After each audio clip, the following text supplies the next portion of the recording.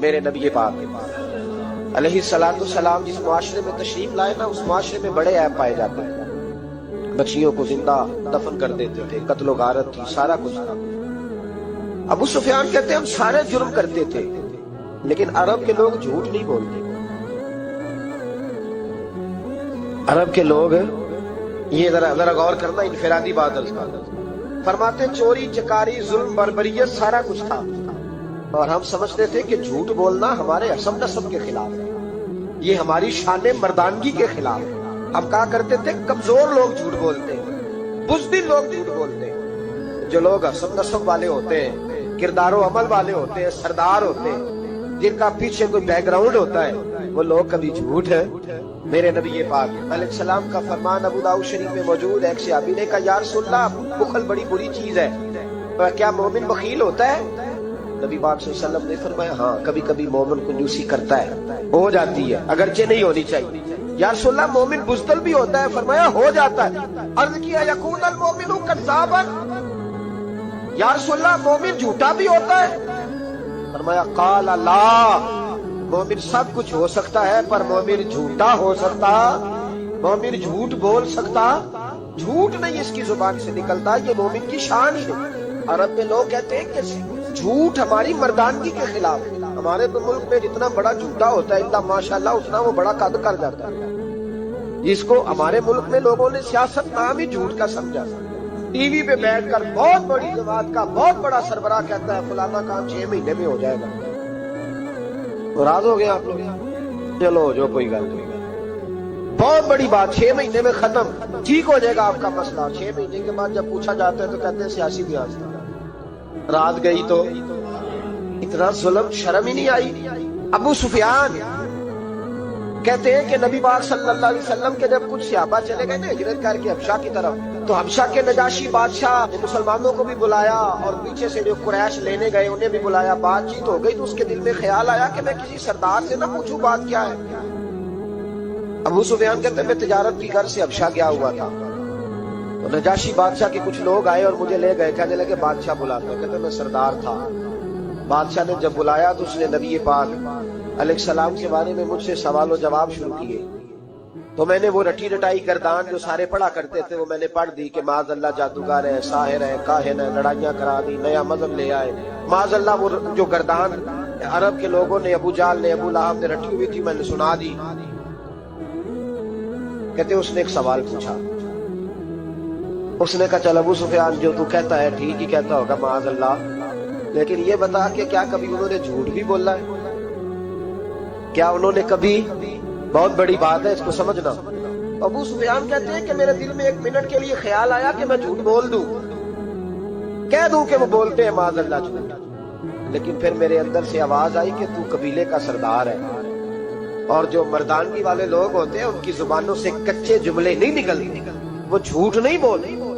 جو کسی منصب پر فائز لوگ ہوتے ہیں وہ ایسے ہی ان کی زبان ہر وقت چسکے کے لیے تھوڑا یہاں جھوٹ تھوڑا وہاں جھوٹ نہیں پھینکتے، وہ لوگ جھوٹے نہیں ہوتے۔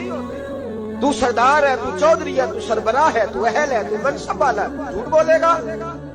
کہتے مجھے کہنے لگا سوچ کیا رہے ہو، بتاؤ کبھی جھوٹ بولا ہے؟ ابو سفیان کہتے ہیں میں نے فیصلہ کیا، میں نے کہا نہیں میں سردار ہو کے جھوٹ بولوں؟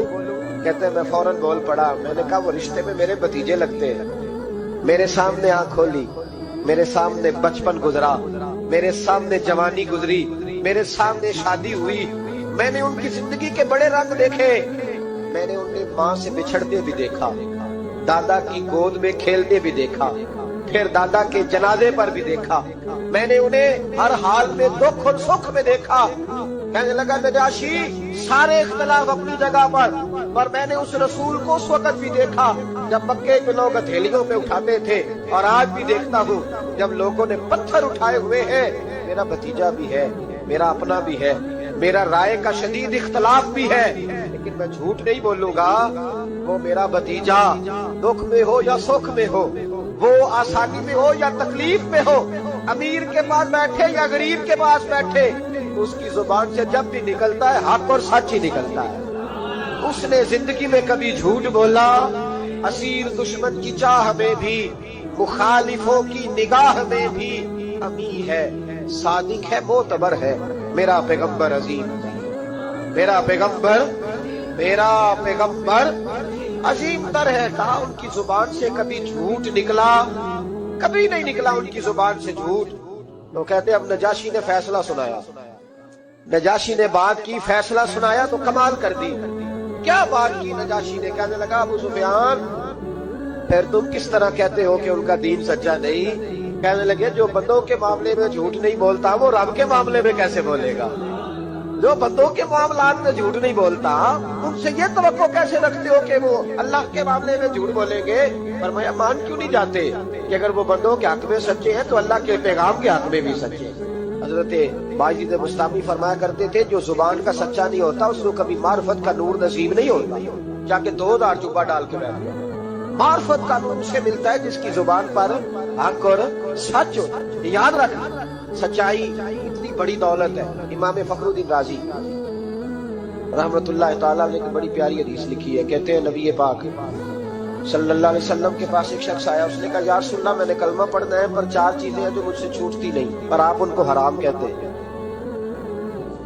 تو حضور آپ حکم کریں کیا کروں؟ فرمایا چل تو بول وہ کیا ہے؟ کہنے لگا جی میں شراب کا بھی عادی ہوں. معاذ اللہ. بولیے استغفر اللہ. سارے بولیے میں شراب کا عادی ہوں مجھ سے چھوٹتی نہیں. اور پھر کہنے لگے میں چوری کا بھی عادی ہوں جاتی نہیں. اور تیسری بات یہ کہ میں معاذ اللہ ثم معاذ اللہ زنا کا بھی عادی ہوں. اور چوتھی میرے اندر بیماری ہے کہ میں جھوٹ بہت بولتا ہوں. یادیں چھوٹتی نہیں. میں ان کے ہوتے ہوئے کلمہ کیسے پڑھوں؟ آپ کے دین میں یہ شدید بری چیزیں اور مجھ سے چھوٹتی نہیں تو کیا حکم ہے؟ میرے محبوب علیہ السلام کو اللہ نے بڑی حکمت عطا فرمائی, بڑا نوازا ہے نبی پاک.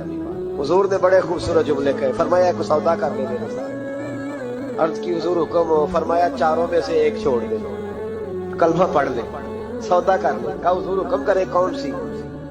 صحابہ کہتے ہیں اب ہم گھوم رہے تھے کہ یہ کیا بات ہے, 4 چیزیں حرام میں قطعی ہیں. حضور کہتے ہیں ایک چھوڑ دے. میں ایک وعدہ کر. کہا یا رسول اللہ حکم کرے. تو صحابہ کہتے ہیں اب جب حضور نے کہا ایک چھوڑ دے تو ہم پھر تجزیہ کر رہے تھے کہ شراب بڑی گندی ہے, زنا بڑا گند ہے, چوری کسی کے حق میں ڈاکہ ہے, ظلم ہے. لیکن میرے نبی پاک علیہ الصلوۃ والسلام نے کیا خوبصورت فرمایا. فرمایا چل تو جھوٹ چھوڑ دے. کیا چھوڑ دے؟ اللہ اکبر. فرمایا جھوٹ چھوڑ دے. عرض کی باقی؟ فرمایا باقی اللہ فضل کرنے والا ہے, تو جھوٹ چھوڑ دے. اب لوگ کہتے ہیں کہ ہم حیران تھے کہ اتنی گندی چیزیں, شراب بھی, زنا بھی, چوری بھی, اور حضور نے صرف جھوٹ چھڑوایا ہے. وہ سردار کہتا ہے میں گھر گیا, شراب کی بوتل پہ ہاتھ ڈالنے لگا. دل میں خیال آیا شراب پی کے صحابہ کے مجمع میں جاؤں گا. اگر کسی صحابی نے پوچھا کہ تو نے شراب پی ہے, جھوٹ بولوں گا تو نبی پاک کے وعدے کا کیا بنے گا, اور سچ بولوں گا تو اس محفل نور میں بیٹھوں گا کیسے شراب پی کے؟ کہتے 2-3 دفعہ ہاتھ بڑھایا پر مزہ نہیں آیا. میں نے پٹ کی دیوار کے ساتھ بوتل. میں نے کہا یہ تو گئی, یہ نہیں پیوں گا آج کے بعد. کہتے پھر میں باہر نکلا اس عورت کے پاس رات گزارنے جہاں منہ کالا کرنا تھا. کہتے جب پہنچا تو اس نے پہلا سوال پوچھا. کہنے لگی سنا ہے تو کلمہ پڑھ گیا ہے؟ کہتے بس وجود چکنا چور ہو گیا. اس بی بی نے کہنے لگی سنا ہے تو کلمہ پڑھ گیا ہے؟ کہتے بجلیاں دوڑ گئی. میں نے کہا اگر جھوٹ بولوں تو حضور کے وعدے کا کیا بنے گا؟